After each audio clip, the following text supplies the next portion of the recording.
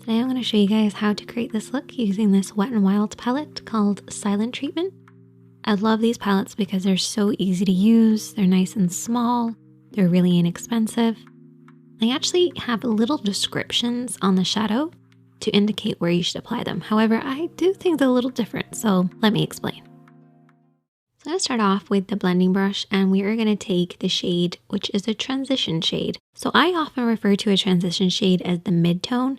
It's basically creating a transition between your other shadows.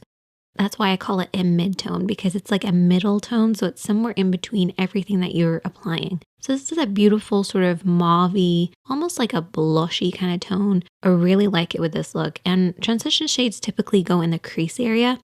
So the crease area is where the lid creases into the eye shape, but it actually refers to anything above this point, but stopping underneath the brow. And you want it to be nice and soft and blended. That's why you use a blending brush. We're then going to take the shade, which is for the eyelid, and we're going to use a smaller brush. And the reason we're using a smaller one is we want to intensify this. So we're going to apply this all over the lid area. So this is basically going to go from the lash line up towards the transition shade or the mid-tone in the crease. So apply this evenly across the lid, matching up to where the mid-tone starts. Don't go beyond that point. Keep this to the lid, but just get to the very edge where the mid-tone or transition shade starts. You're then going to take what they refer to as the crease shade. Personally, I wouldn't use this in the crease. You could if you wanted to deepen the crease, but I want to use this on the outer edge, and I want to use it as a definer or as my contour.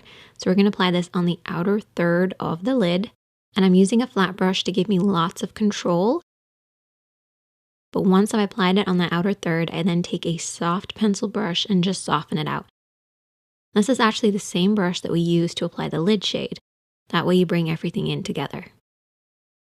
Then we're going to take that crease shade again, and this time we're going to apply this underneath the eye. So I'm going to use that flat brush again and apply this underneath on the outer third.